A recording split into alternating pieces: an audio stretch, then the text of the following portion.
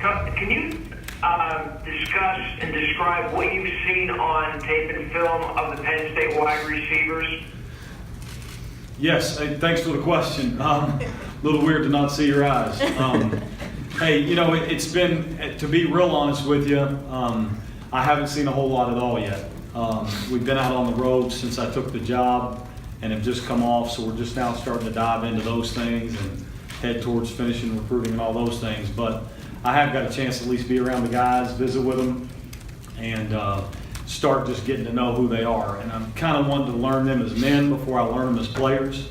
I think if you develop a bias the other way, sometimes in my past and what I've done, it doesn't go as well. So if I want to challenge them to keep an open heart to me and learn how we're going to do things, I want to do the same to them. So I'm hoping as we go through winter workouts and then head towards spring ball, I'm going to develop my own opinions of them while I'm coaching them and not develop opinions when someone else was before I was here. And then Joe Giuliano, Philadelphia Inquirer.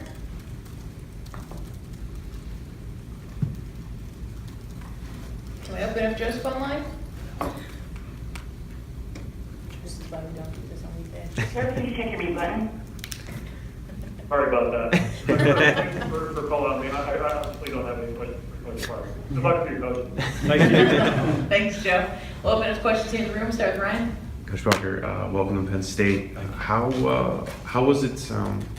You guys signed T.J. Jones the other day. What was that like, making that quick transition to get on the recruiting trail? And Penn State had to get a wide receiver. You were the key guy there. Just talk me through the last couple of weeks what that was like trying to get. Yeah, it's funny because I feel so awkward talking about it because I'm like, are we allowed to say his name? Yeah, So now that he has, fortunately, I recruited him while I was at Duke. Yeah. So we already had a relationship. Probably the momentum of that relationship changed when I took this job, and then learning the opinion of the offensive staff, Coach Franklin, everybody around him when we got here, it made it a pretty, I guess, maybe easier transition.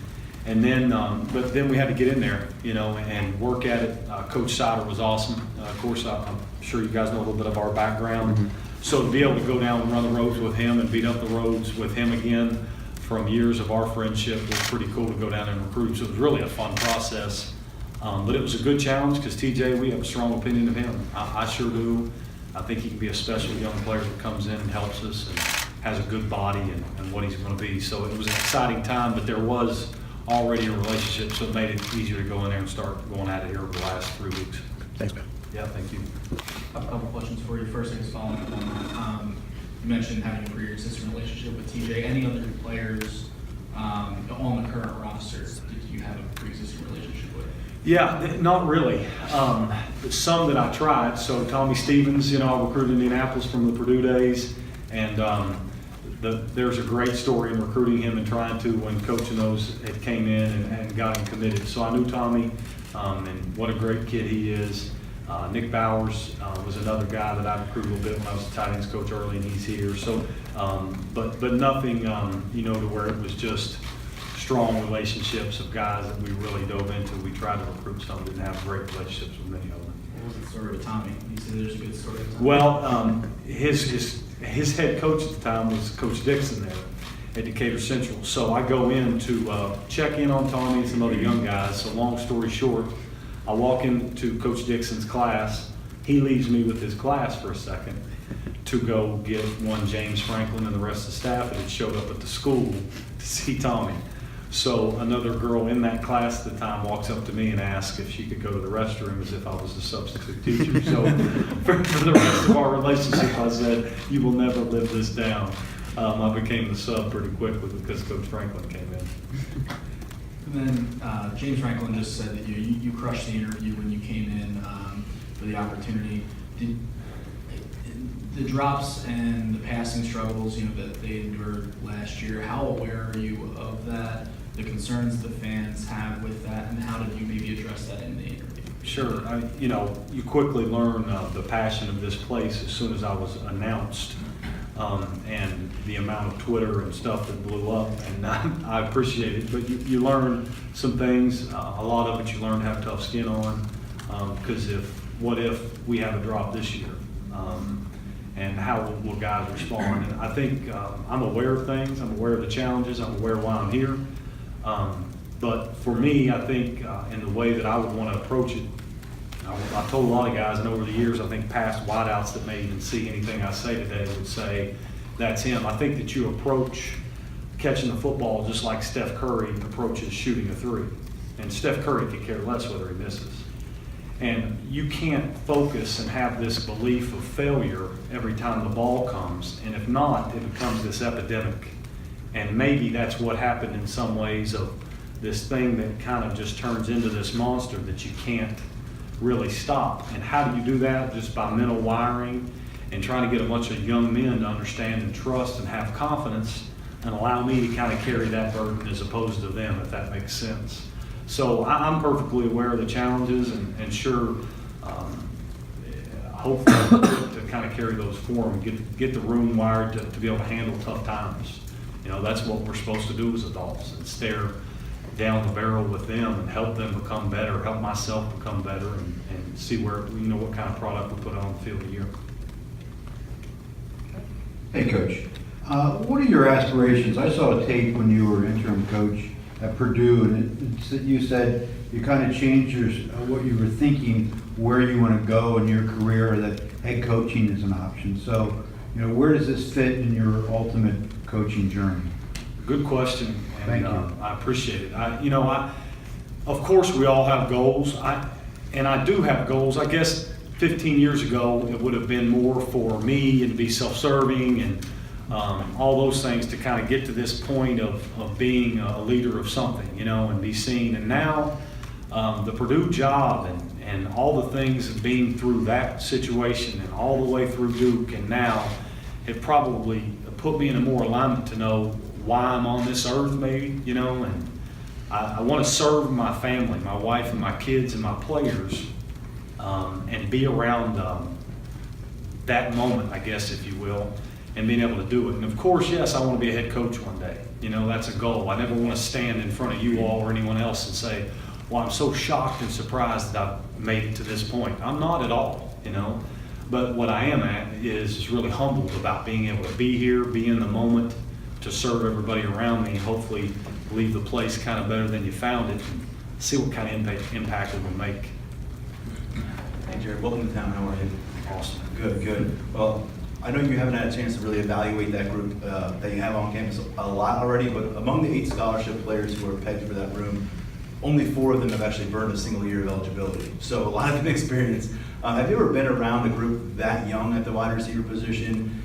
What excites you about that? What is the challenge about that? And last, you set a bunch of high school records in Kentucky during your playing days. You got a chance to play at the Division I level. What does that do for you with these guys and with recruits who want to talk to you when you can kind of flash that resume? Sure. Well, the first one, that's interesting numbers, right? To be able to hear them out. I've never been around a room that young, would be my first answer. Secondly, it is exciting and challenging.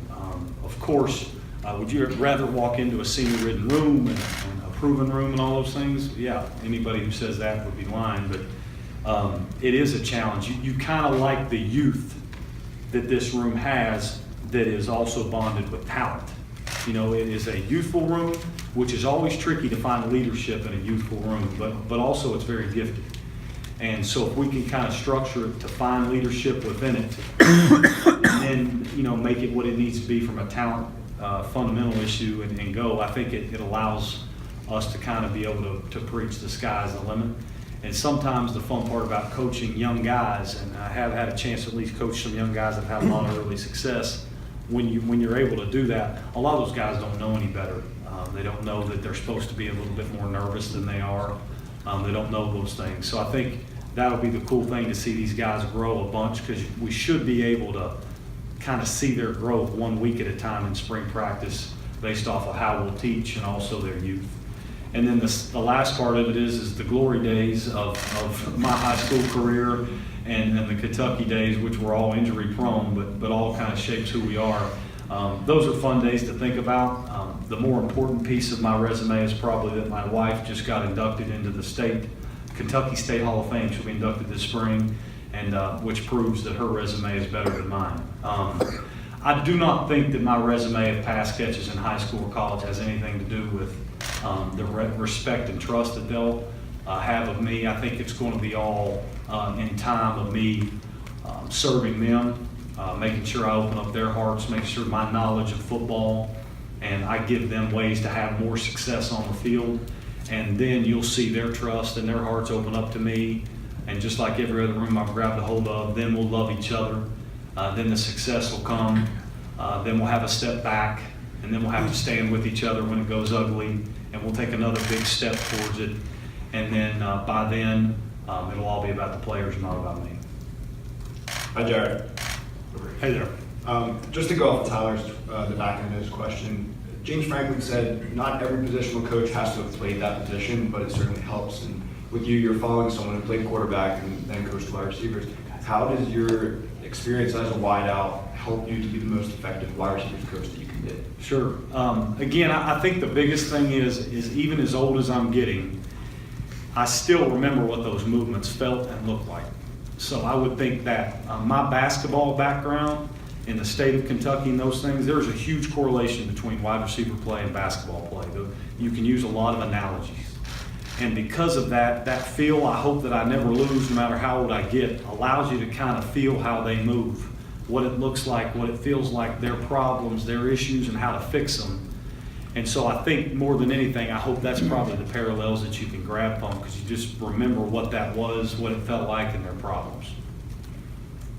Hey, Coach, nice to see you. I see you. Hey, can you talk about what it was like transitioning into a new staff in the middle of a busy recruiting period? And also, have you been assigned specific recruiting areas, or is that something that you'll have to wait until after jumping into the deep end kind of to figure out later? Sure. It was, you know what, I was very surprised.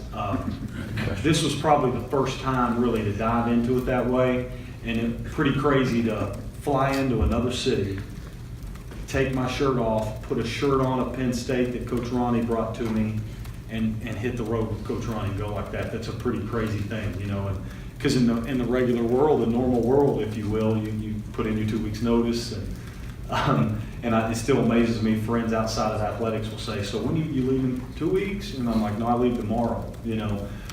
So that was different for sure. And then as far as recruiting areas, we're trying to get to the bottom of that. We have so much help and support here, it is unbelievable. That's probably the biggest thing that I noticed in getting here. So they're on it. I'm going to take North New Jersey is going to be a big piece for me. My days at Purdue in the Big Ten have allowed me to kind of take the 65 corridor in Indianapolis especially. So I'll get a chance to stay there and work into Cincinnati.